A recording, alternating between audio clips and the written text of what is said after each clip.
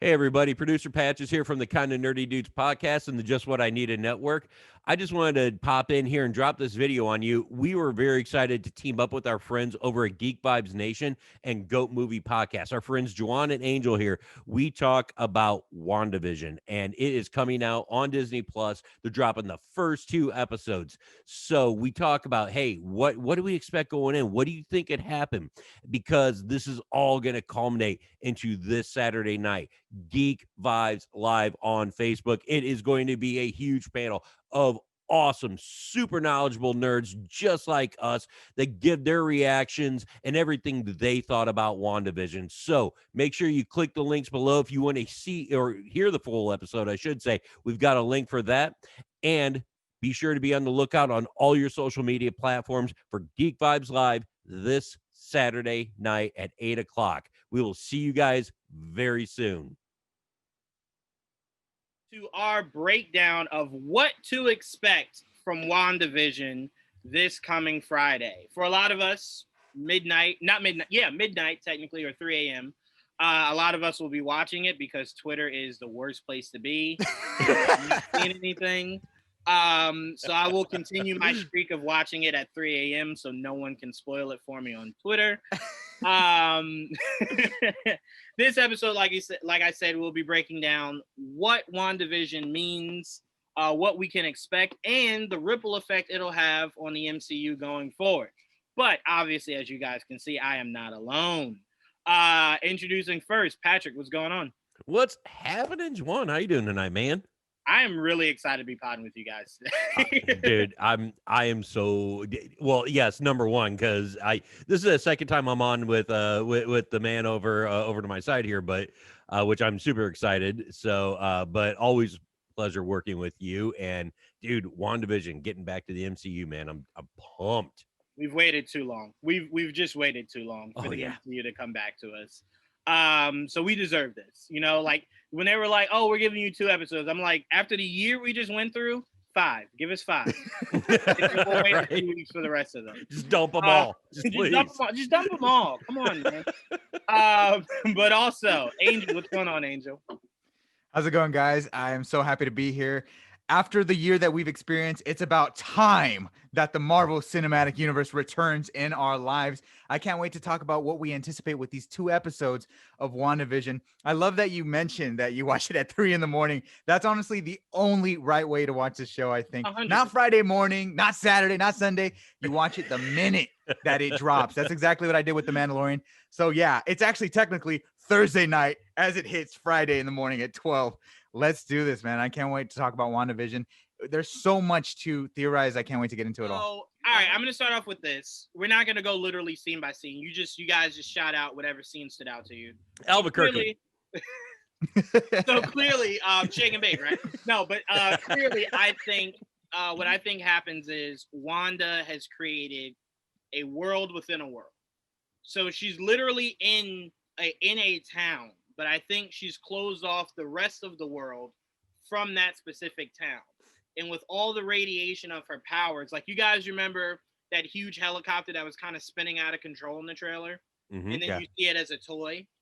Yeah, I think once it enters the little town of or the mind of Wanda, she can kind of control it without even knowing.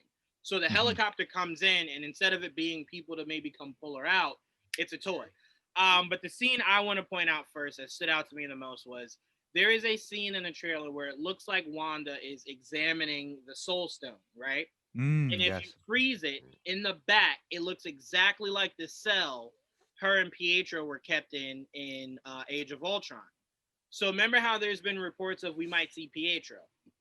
Yes. I'm thinking it's a flashback. It's one of those things where someone is either manipulating her greatest pain, which is losing her brother, which could line right up with Nightmare. That the more I talk about this theory, the more I'm like, God, it's Nightmare, but I want it to be Mephisto so bad. For me, it's definitely the set pieces where they look like classic television. I do feel like WandaVision is the next step in evolution for TV itself, now that we're dealing with streaming wars between Disney, Netflix, Hulu, Amazon, Apple, all those things. So I think it's going to be an evolution in television, not just I think, in terms of event, but also in terms of scale as well. And I also think it will be a love letter to classic television as well.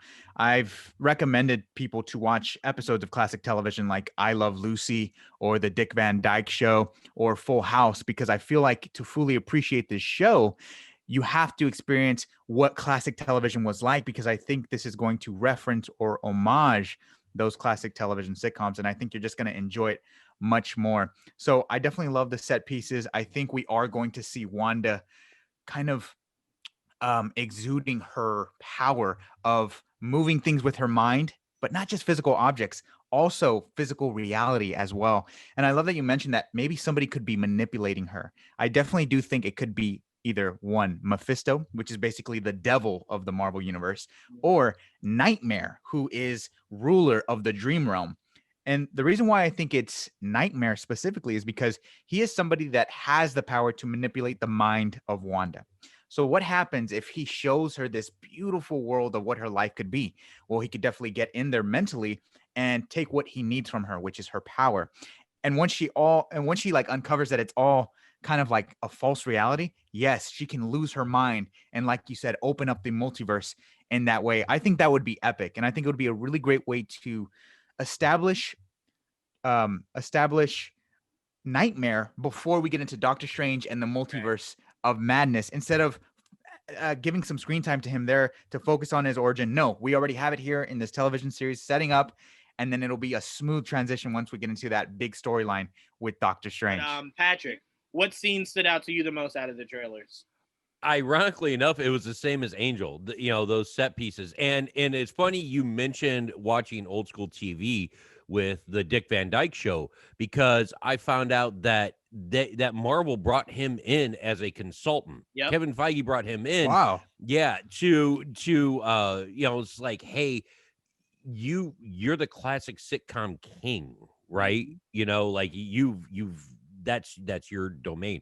What do you do? And I am paraphrasing, obviously, would be his response that if you can't believe it in real life, it's not going to play on the screen. Okay, well, this isn't real life. So what, what twist is going to happen with that? Now with the reality, and like, I think that Wanda's going to unravel. I think you're going to see a slow progression into madness. And one theory that I've been subscribing to a little bit is Catherine Hahn, who plays Agnes, their next door neighbor in the trailers. Is Agnes possibly Agatha Harkness? Yeah. So, I mean, who was the mentor? She trained Scarlet Witch in the original incarnations of the comics. And she's in the different, if you look at in the trailer, she's in the different timelines as well. She's not just, you're not just seeing her in the the Dick Van Dyke 50s period. You're seeing her in the Brady Bunch period. You're seeing her in their Family Ties period. Like all that stuff. She's following her throughout the whole thing. So I think that that's going to be a big influence. So that takes my mind to who's she working for. So is it Mephisto? Is it Nightmare? Is it Dormammu? Ooh. I mean, think about Dormammu too. Now he and Strange have the agreement that, like, hey, Earth's off limits, right? Well, if someone else is doing Dormammu's bidding, he's like, hey, that's not me. That's someone else doing it. That's plausible deniability, right? With WandaVision coming, I don't have expectation. I have anticipation. Yeah. And that's I think is the most exciting thing, because I haven't had that in a long time, because it's a rebirth of the MCU now. We haven't had anything. We haven't, like the last real thing we had, no offense to Spider-Man, because I just don't like him, was Endgame, right? You saying that hurts me so much. I'm sorry, man. But to round this out, I'm really excited for WandaVision and what this is going to create. She is going to spiral us into the next decade. And it's going to be wacky. It's going to be crazy. We're not going to expect any of it. I've been, and I would suggest this to you guys, I would ignore anybody that's giving non-spoilers, just so you go into it not knowing anything, like as little as possible. It's why I didn't listen to anyone that reviewed the season 2 of The Mandalorian before the last episode. I don't even want a context of what I can look, what I can look into. You know, Um, I'll be honest with you. Every review that I've seen of it, nobody has given anything. No one has even tried to allude to anything. mm, I've seen a lot of reviews and people, it feels almost like they're lost for words because the true words that are coming up in every review that I've seen, the first one is different and the second one is crazy. So those Of two words, course, yeah.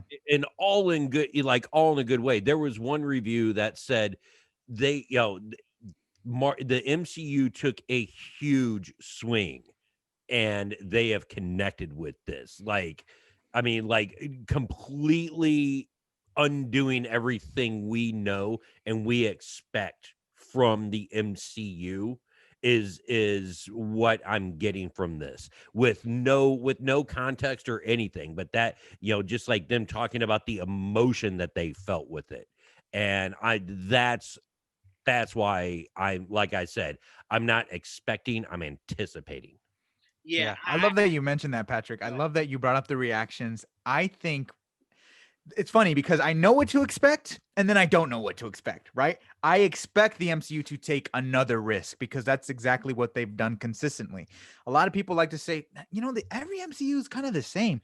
Really? Is Ant-Man the same as the Winter Soldier? Is the Winter Soldier the same as Guardians of the Galaxy? Right. Is Guardians of the Galaxy the same as Avengers? Absolutely not. Those were all risks. Even the idea of an Avengers film was a risk. and Iron And Man they've movie was a completely risk. It was not a exactly popular character heading into. Yeah. exactly Going with, for yeah all intents and yeah purposes, a secondary character to kick off the MCU. Yeah. yeah Robert Downey Jr. starring in a multi-million dollar superhero movie. Whoa. Big And look what swing. happened. Yeah. They completely connected, like you said, Patrick. And I think WandaVision is another example of that. The idea of them doing these sitcom parodies and stuff like that to kind of elaborate on how powerful she is. That to me is really cool. I can't wait to see her power on display, and I can't wait to see how she deals with grief because I think this show is also going to examine that as well. She lost Vision, the love of her life. How is she going to recuperate from that? Is she going to heal mentally or is she going to break down? Let's see the consequences of what happens when your mind is your biggest enemy. I cannot wait to see that. Seriously. And I also wanted to ask you guys this too, because they brought this up. I think it was Paul Bettany. He said that there was going to be a surprise actor at the very end of the show or in the show. Who do you guys think that surprise actor could be? It could be Quicksilver. I mean, Could be. depending on where it's placed. Like if he means like literally like the very last moment of the last episode is somebody, then it's like, oh, I don't know, But if he means Yeah. it in some course of the season, then I'm like, yeah, probably Quicksilver. I mean, it was rumored for a while and then it just died down completely. So I'm like, I mean, that's what I would assume. Patrick, sorry about I'm gonna take a really big swing just because. Why the hell not? Deadpool. that. I mean, Let's get it. As crazy as this is, like, is this is appearing to be, why not put him in there? And like, if he's gonna make his MCU debut, like part of part of the family now, right? Yeah. Why not now? I definitely think some of the possibilities could be Benedict Cumberbatch for sure, since he is Doctor True. Strange and this is Yep, tying in. yep. That's a Right. possibility. You guys mentioned Quicksilver, Aaron Taylor Johnson coming back, definite possibility. I Also was actually Evan hearing- Peters. Oh, that's what I was about to say. I was hearing Evan Peters. Evan Peters as Quicksilver could be a possibility. But I also heard this crazy theory. Somebody actually replied when I said, "Who do you guys think the Beekeeper is?" on Twitter. Someone replied and said, "What if Evan Peters is not playing Quicksilver? What if Evan Peters is actually playing Mephisto?" And that idea has been stuck in my head because I'm thinking, yeah, I mean, that kind of makes sense. Evan Peters is an exceptional actor. If you've seen him in American Horror Story, he plays this psychotic madman of a teenager, and it's like I could totally see him playing the devil, somebody who's just like this young, crazy looking kid. I think that'd be really awesome. But I think the wild card for sure, and I would freak out if this happened. You mentioned Deadpool, Patrick. I think if they manage to get Hugh Jackman as Wolverine, if they manage to get Yep. Hugh Jackman showing up and being like, "There's more of us. You're one of us," like I would die. I think. I could see Benedict going, Wanda, what did you do? I could see that. I could see it ending, and then the end credit scene is, Wanda, what did you do? You know, and then it's just like fades to black, and then we have to see it pick up in Spider-Man, where we could be getting Daredevil because of the events of this. Even though I tell people all the time when they were like, oh, like multiverse could be how Daredevil connects, and I'm like, I don't think people realize those shows took place in the MCU. I think the reason people get confused is you didn't see them in the movies, but they exist in it. I keep telling people all the time, like, you guys must have missed when Jessica Jones was like, I'm not the big green guy. And right. then They reference the Avengers all the time in those movies. All the time. And people or are in like, the shows, I should say. Yeah, people are like, no, I missed it. I'm like, yeah, clearly. That's why conversations in shows and movies with Marvel are very important. But we are very excited for this show. I cannot wait to do this review with you guys to break down episode 1 and episode 2. If you guys thought my theories were crazy here, wait till after I know a little bit more, but still nothing.